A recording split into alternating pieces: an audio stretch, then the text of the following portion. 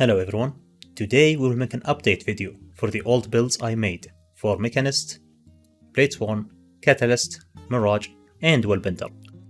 Thanks to these two Giga Chats, Roy and CMC. These specs got super buffed, which is the main reason I made this video, to keep you updated for the changes, and don't worry, the gear I promoted for these specs in the previous videos are the same. Only small changes to the traits and some sigils. The goal is to show how these specs perform after recent balance patches. With that being said, let's start.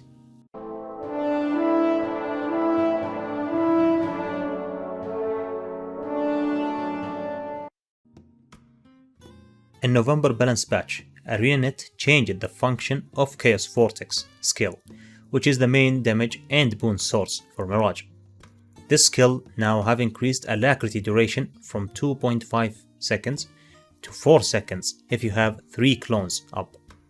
Now Trailblazer and Celestial builds I made for Mirage can easily have permanent alacrity uptime to increase the damage and to recharge healing skill faster. And here's the big change to Mirage. In the last balance patch, ArenaNet returned the strongest Mesmer healing skill, which is the Mantra. Mantra healing is extremely powerful skill, but many don't know what makes it good, and here's the reason. Mantra healing skill heals you around 3.5k when you finish charging the skill, and gives you 2 stacks that heal you for 1.8k for each stack, with 20-second cooldown. Here's the reason why Heal Mantra is the strongest healing skill for Mesmer. Once you finish casting the Heal Mantra, you must use all the healing stacks, even if your HP is already full. The reason is because once you use all the healing stacks, the Mantra healing will have 10 seconds cooldown, and since we are using Mirage, that will be 7.5 seconds only. By doing this, you can heal up to 7200 every 8 seconds. And this is a huge buff to Mirage, because Mirage doesn't have self-passive heal like other specs. So you must time your dodges and stay in range to avoid taking more damage. But now you can face tank and greed DPS without have to worry about taking good damage, since you can easily out-heal incoming damage with the massive heal and short cooldown that Heal Mantra provide. And finally, since it's annoying to keep casting other Mantra skills like Mantra of Resolve to remove conditions, we can change that skill to Domination Signet to have passive damage increase. And to have a source to remove conditions, we can change Burst Sigil to Cleansing Sigil. So you can have a passive effect that remove up to 3 conditions every time you swap your weapon. That's everything you need to know about the current Mirage changes. Enjoy watching the rest of the showcase.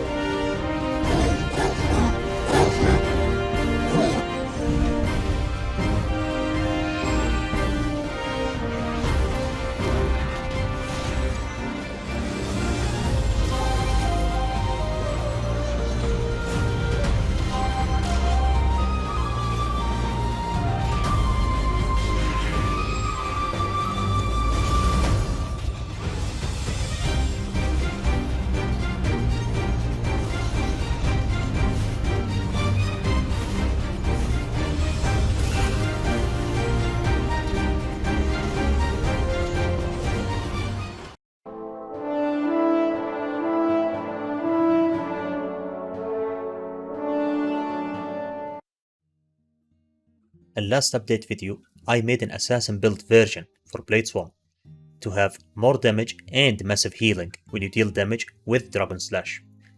It's the same build I used to solo Tower of Nightmare on day release. Now in recent balance patch, ArenaNet improved Gun Saber skills. Now you can attack from range and inflict stun from skill 3 and generate Aegis from skill 4. Now Bladesworn have access to Aegis in any situation, skill 4 in pistol, Gun Saber 4, and skill 4 when charging Dragon Slash. The build became more survival and more comfy to use. And for that, I made a second build version that used the same gear and runes. This version used Unyielding Dragon trait instead of Immortal Dragon to inflict heavy CC so you can finish events that require a lot of CC, like Bone Skinner event, as you can see. And since Unyielding Dragon trait also generates a lot of mites, we can change for Great Justice utility skill to Overcharged Cartridges, and Sigil of Battle to Sigil of Force to have bonus 20% damage increase for the build. Even though the build became squishy without Immortal Dragon trait, Bladesworn healing skill is really great. It heals you up to 11k for each stack. And with recent Gun Saber changes, you can deal damage from range while waiting for Dragon Slash to recharge and generate Aegis to keep blocking incoming damage attacks. This version is strong enough to finish hard events once you master it. And if it feels a bit overwhelming, the old build is still pretty strong, that I used it to face tank and greed DPS to kill hard bosses like the 4 champion gens around 3 minutes only. That's everything you need to know about this build. Enjoy watching the rest of the showcase.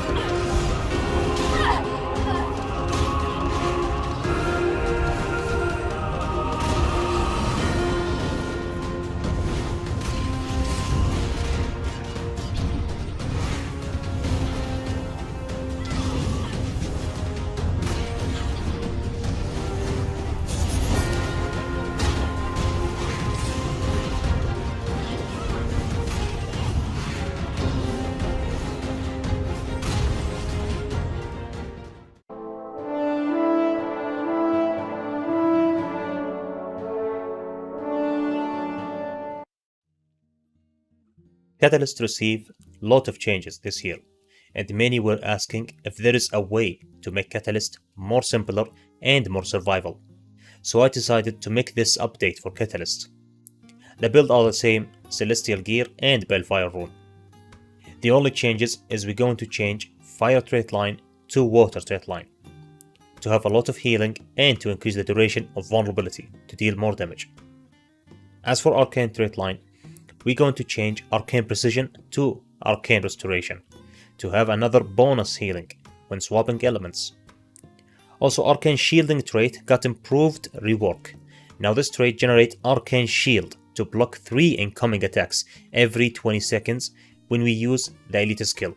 And thankfully, the Elite skill have a short cooldown, that we use it to summon Water Element to cast Massive Heal every 15 seconds. Finally, we're going to use Ether Renewal healing skill. In the last balance patch, this skill casting time got reduced, and the reason we use it is to have another source of condition remove, and it has short cooldown compared to other healing skills.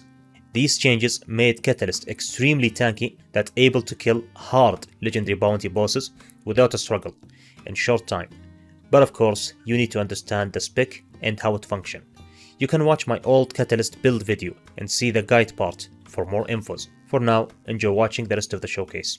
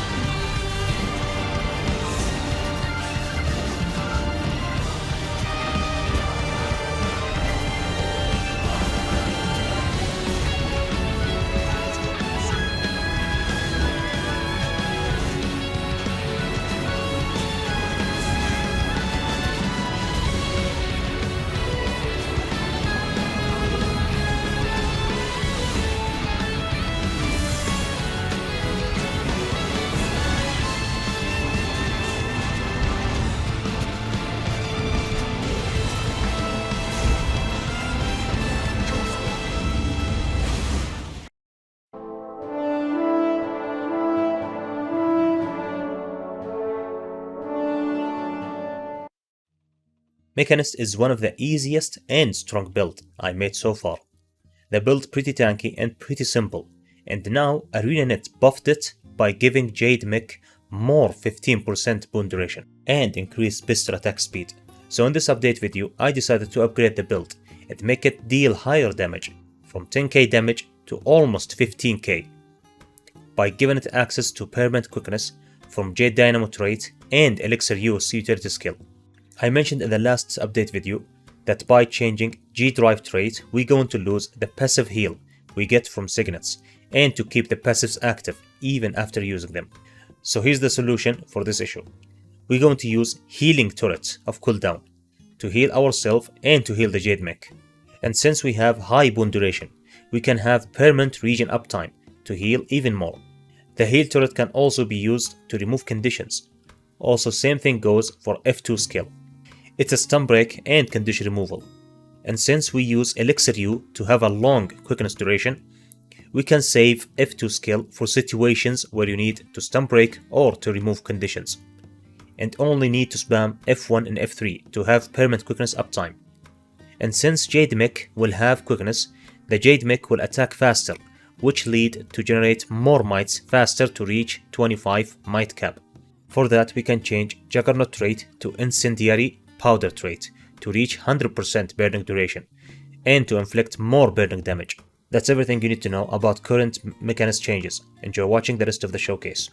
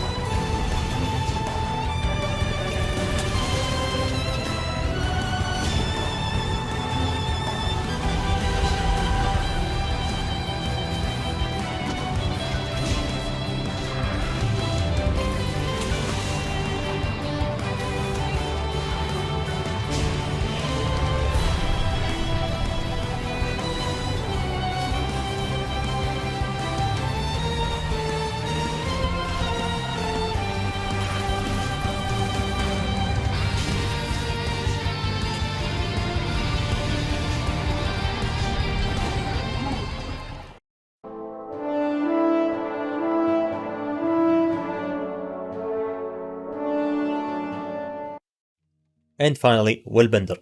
In the Willbender video I made 10 months ago, I promoted using full alacrity traits to have a long duration alacrity for using F2 skill for few seconds. The reason is because Willbender F skills will overwrite each other, means you can't use F1 skill to inflict burning and F2 to generate alacrity at the same time. So the spec was pretty strict and hard to manage. But in last balance patch, ArenaNet changed the whole function of Willbender skills. Now you can use all the F skills at the same time. Means you can use all the F skills of cooldown to have all the bonuses. And since we can use the full duration of F2 skill buff to have a permanent alacrity, we can change some traits to greet more damage and to reach 25 might stacks easily. The spec became much simpler and much easier to use. And as you can see in the showcase, I can greet damage and face tanking mobs and bosses without struggle. And if you want to have more guide about Willbender and how to use it, make sure to check Willbender video guide part. I explained everything in details. That's everything you need to know about current Willbender changes. Enjoy watching the rest of the showcase, and I will see you later in February 28th Twitch stream.